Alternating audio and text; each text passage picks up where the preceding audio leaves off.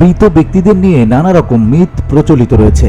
অনেকে বিশ্বাস করেন যে মৃত ব্যক্তির আত্মারা প্রিয়জনদের সঙ্গে দেখা করতে আসেন। তবে এবার বাস্তবে ঘটেছে তেমনই এক ঘটনা। নিজের শ্রদ্ধানুষ্ঠানে ফিরে এসেছেন এক মৃত ব্যক্তি।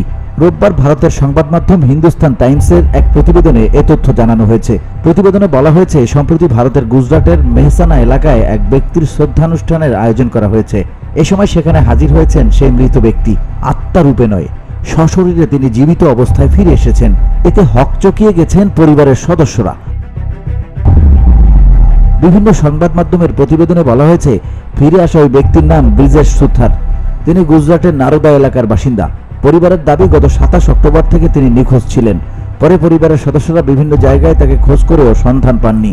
এমনকি পুলিশের কাছে নিখোঁজ ডায়েরি করেন পরিবারের সদস্যরা। প্রতিবেদনে বলা হয়েছে, ব্রিজেশ নিখোঁজ হওয়ার 2 সপ্তাহ পর নিকটবর্তী একটি সেতুর কাছে একটি মরদেহ উদ্ধার করা হয়। এ সময় তার পরিবারের সদস্যদের অবহিত করা হয়, কিন্তু মরদেহ পচে যাওয়ায় তা শনাক্ত করা কঠিন হয়ে পড়ে। ফলে গড়নের সঙ্গে মিলে যাওয়ায় পরিবারের সদস্যরা এটিকে ব্রিজেশের মরদেহ বলে ধারণা করেন। পরিবারের সদস্যরা জানান, পরবর্তীতে নিয়ম মেনে মরদেহটি দাহ করা হয়। এরপর শ্রদ্ধানুষ্ঠানে হাজির হন তিনি। পরিবারের সদস্যরা নিজেদের ভুল বুঝতে পেরে স্বস্তির নিঃশ্বাস ফেলেন।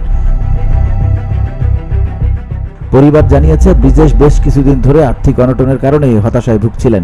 বিভিন্ন জায়গায় অর্থ বিনিয়োগ করেও কোনো সুফল পাচ্ছিলেন না। ফলে তিনি হতাশাগ্রস্ত হয়ে পড়েন। ব্রিজেশ ফিরে আসায় আনন্দে বিহ্বল হয়ে গেছেন তার মা। তিনি বলেন, আমরা ওকে সব জায়গায় খুঁজেছি, ওর ফোনও বন্ধ ছিল। পরে পুলিশ আমাদের মরদেহ দেখায়, সেটি পচে যাওয়ায় আমরা ঠিকমতো চিনতে পারিনি। ফলে শ্রাদ্ধ শান্তিও করে ফেলেছি।